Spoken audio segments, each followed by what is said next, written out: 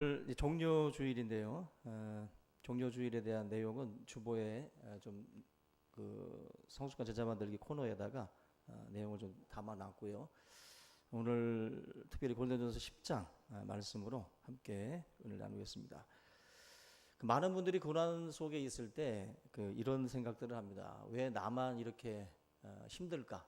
왜 나만 고난을 받을까? 이런 생각들을 많이 하는데 옆에 사람들을 보게 되면 그냥 행복해 보이는 거죠. 옆에 분들을 보게 되면 다들 잘 살고 있는 듯 보이기 때문에 나만 불행해 보이고 고난은 내게만 있는 것 같이 이렇게 우리가 보일 때가 있습니다. 잘못 본 거죠. 잘못 본 겁니다. 분명히 여러분들이 보는 것이 다가 아니라 고난이 없는 사람이 없고 성도들 가정마다 문제가 없는 가정들이 아무 집도 없어요. 목회자로서 성도들의 가정들을 들여다봐도 다 걱정거리 있고 다 어려움과 문제들이 다 있지. 그렇게 지금 그렇게 이렇게 그 천국 같은 생활들을 하는 분들이 없습니다.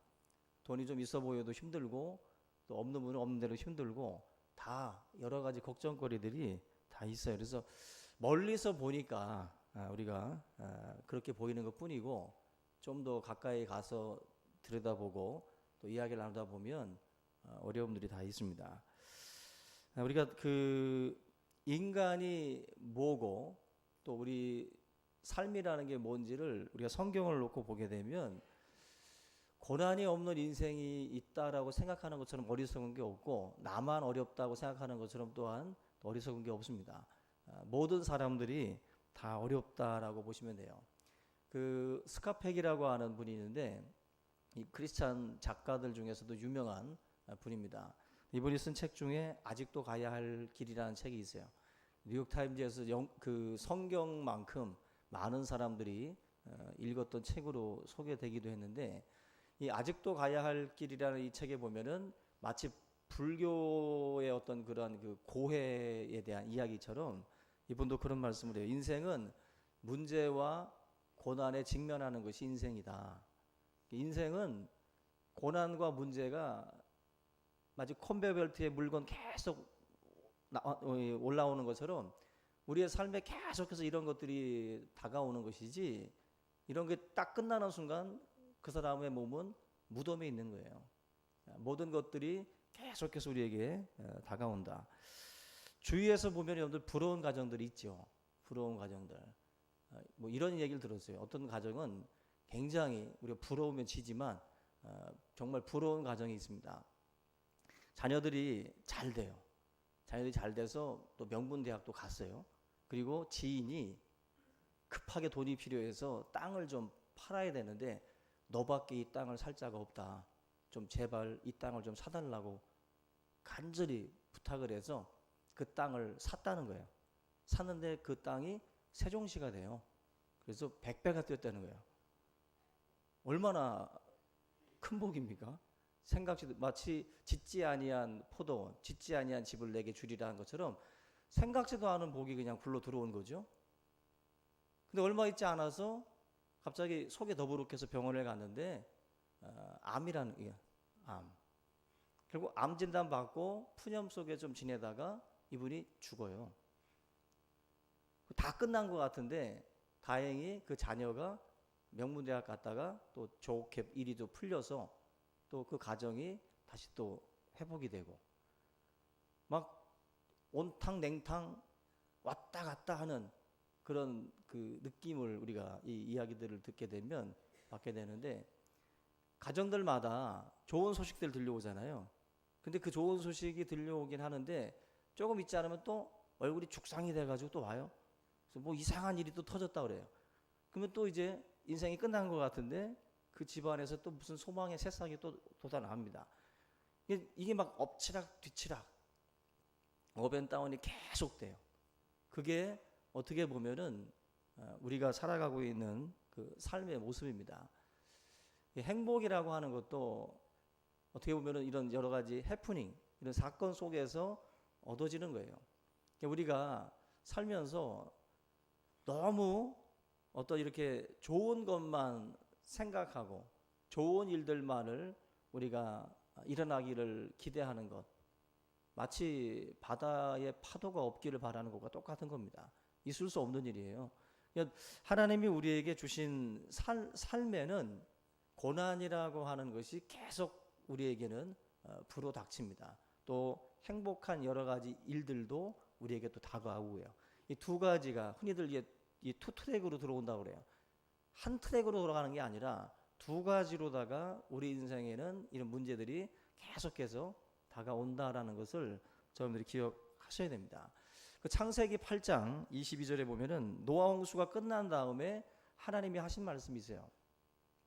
창세기 8장 22절에 땅이 있을 동안에는 심음과 거둠과 추위와 더위와 여름과 겨울과 낮과 밤이 쉬지 아니하리라.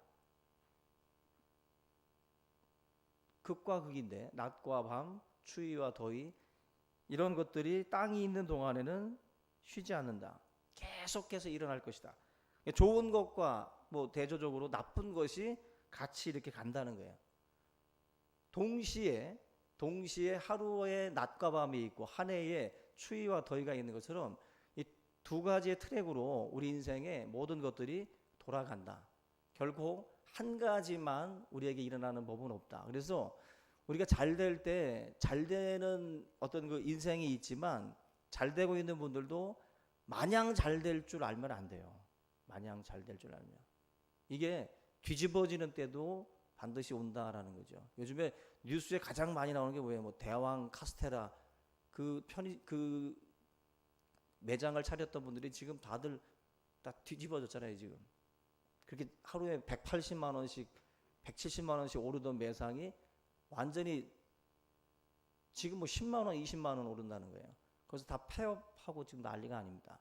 그 방송 프로에서 한번 두들겨 맞고 난 뒤에 완전히 뒤집어진 거예요. 삶 자체가 어떤 분들은 그것 때문에 잘 됐었죠. 근데 하루아침에 뒤집어지는 거예요.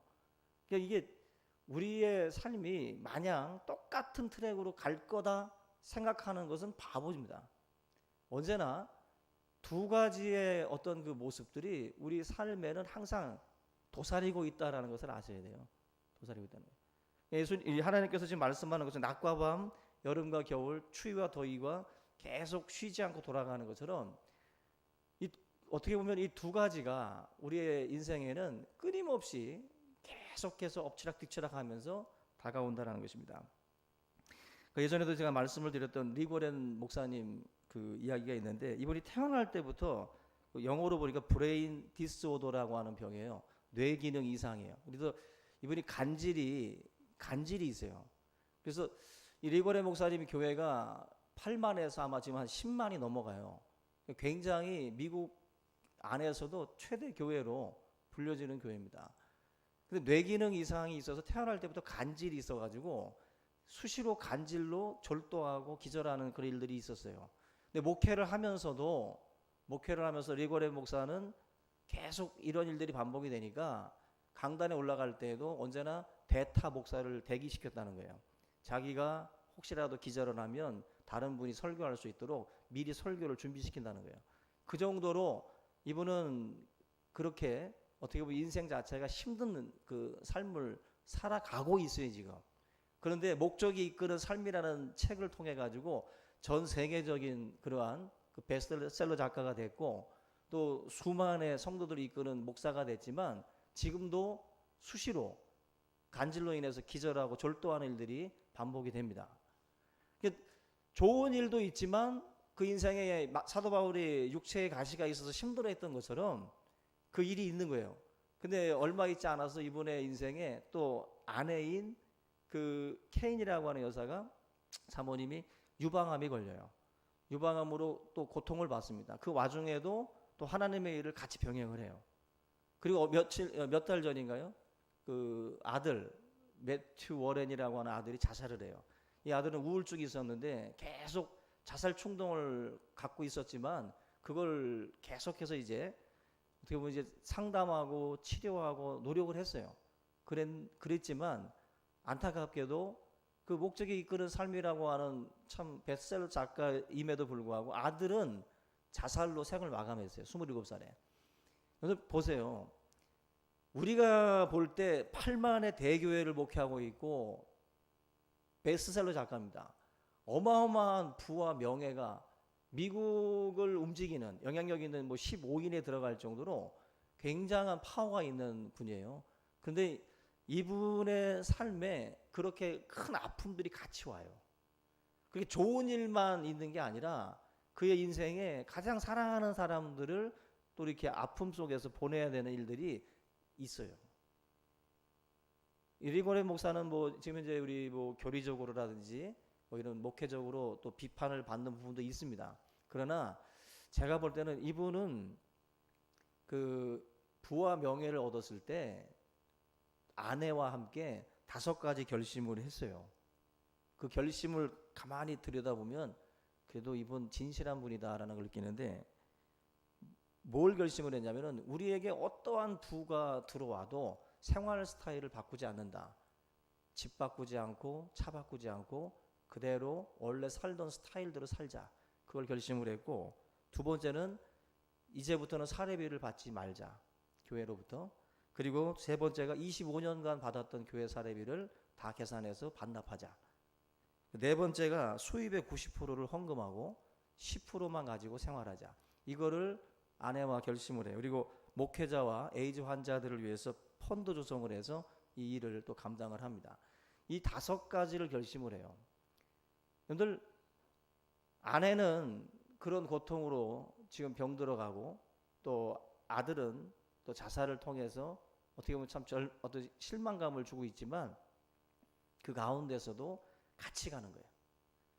여러분들, 우리가 하나님의 일을 할 때 이런 일이 벌어지면 스톱, 멈추고 우리가 어떻게 보면 무너질 때가 많아요. 그런데 우리 인생은 주님이 말씀하셨습니다. 십자가 지고 따라와라. 십자가는 짐이요, 무거움이에요. 나를 짓누르는 겁니다. 내 삶을 힘들게 만드는 것들이에요.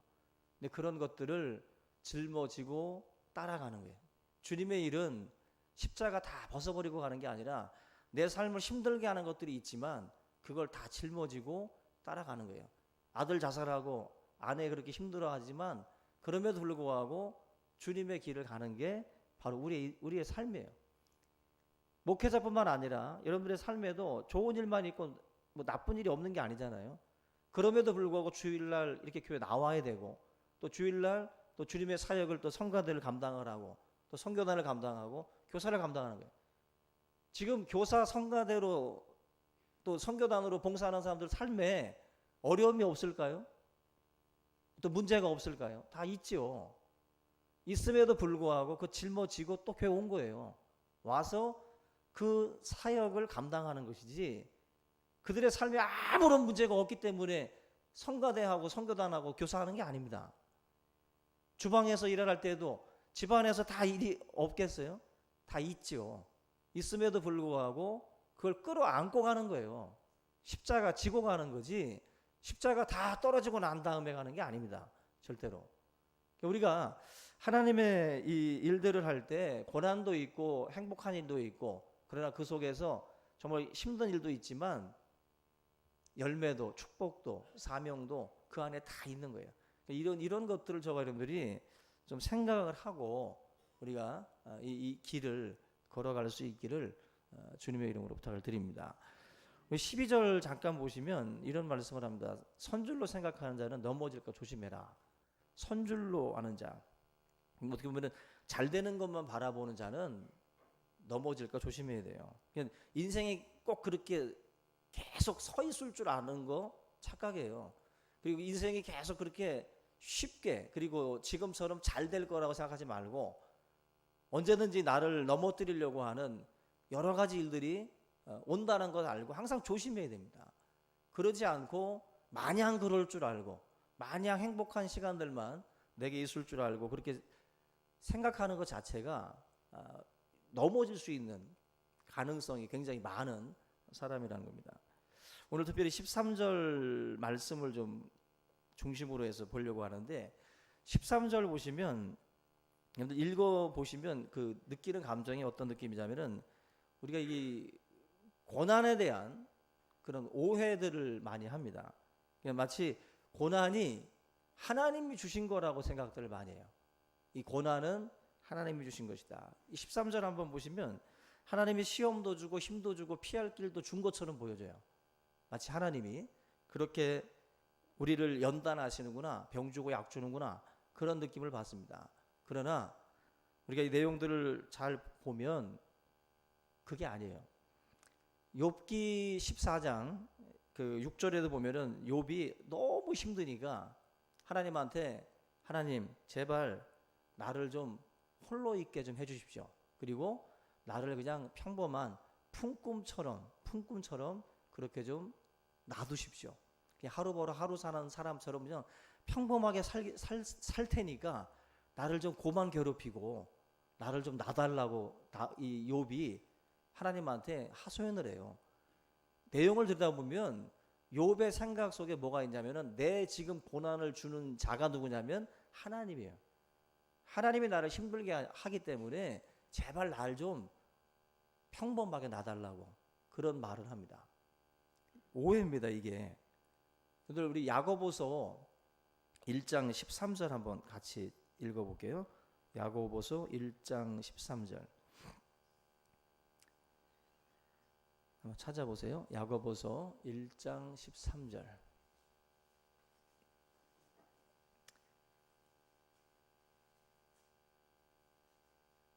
같이 읽습니다. 시작. 사람이 시험을 받을 때에 내가 하나님께 시험을 받는다 하지 말지니 하나님은 악에게 시험을 받지도 아니하시고 친히 아무도 시험하지 아니하시느니라. 아멘.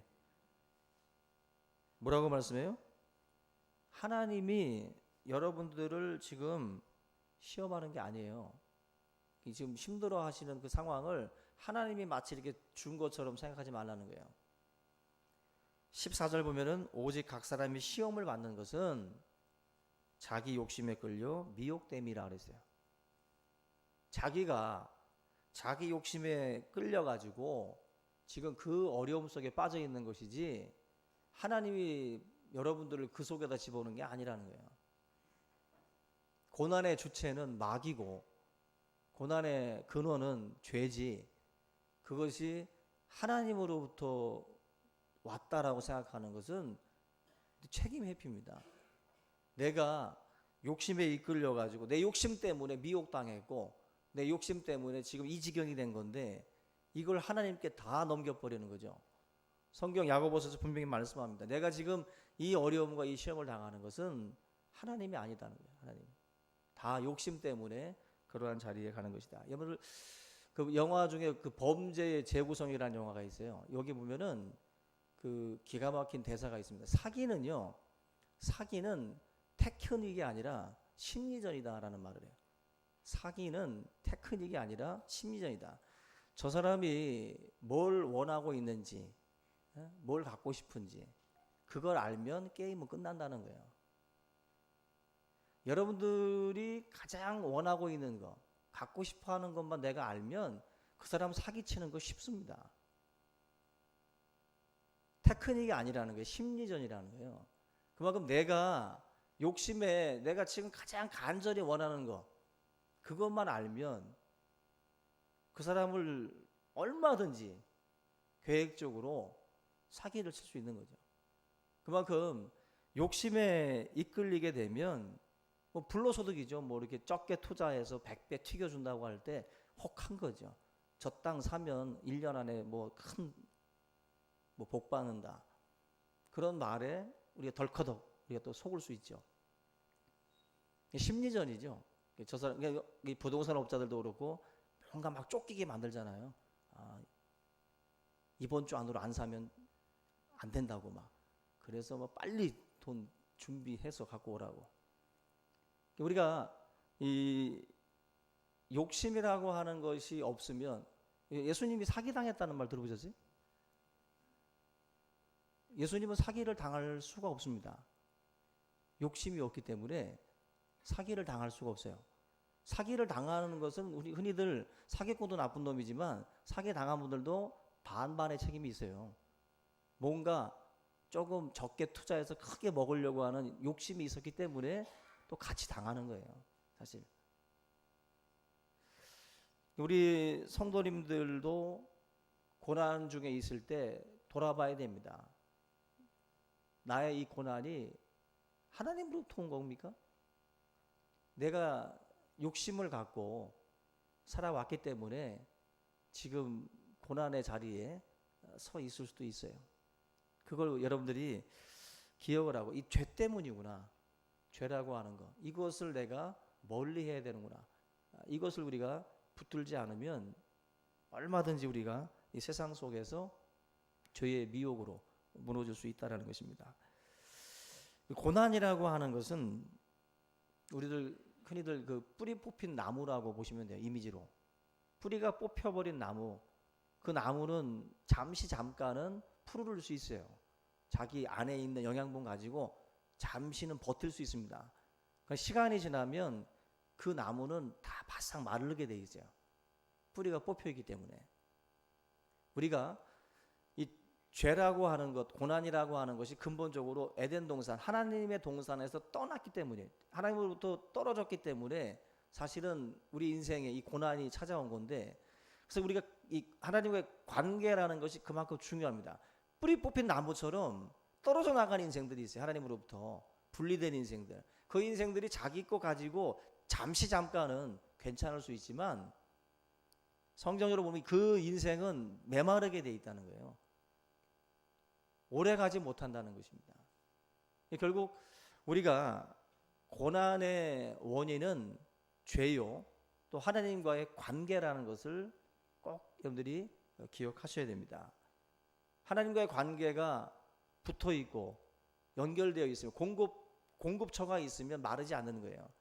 뿌리가 땅 속에서 계속 양분을 빨아들여야 되는 것처럼 우리 인생도 하나님과 이게 연결이 돼 있어야 우리의 삶이 푸를 수 있어요. 근데 이게 끊어져 버린 사람들은 결국 죄의 미혹이 되고 계속 우리가 하나님과는 다른 관계없는 그 자리에 우리가 서 있을 수밖에 없다라는 것입니다.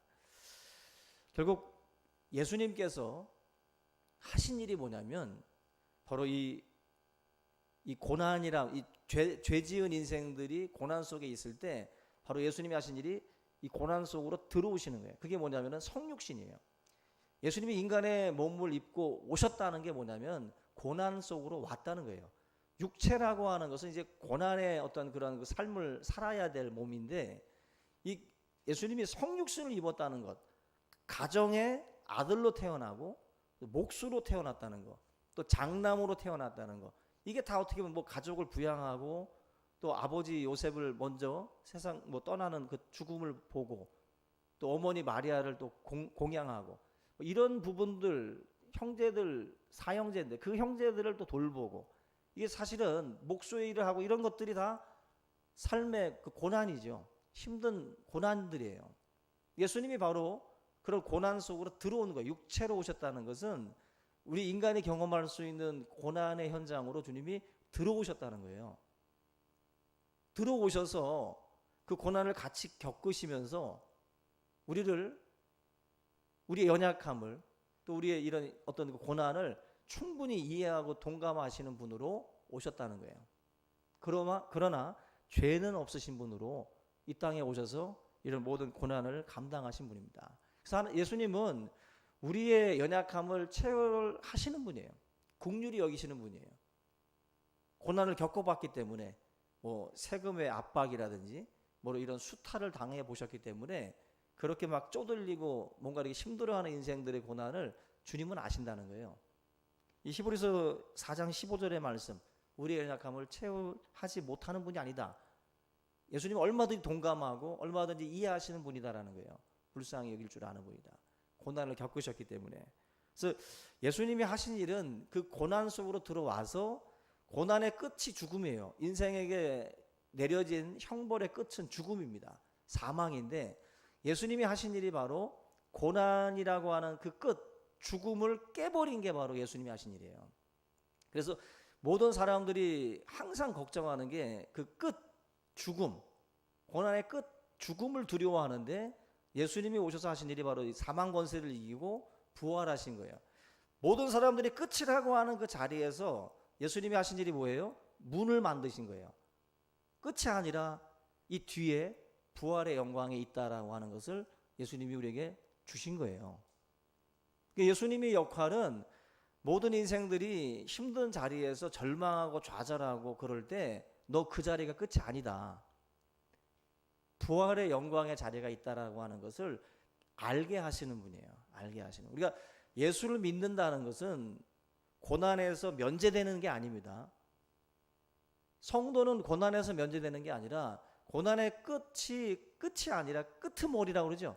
끄트머리. 다시 시작이 돼. 머리예요, 거기가. 바로 부활의 영광의 자리로 들어가는 문이 되는 거예요, 문이.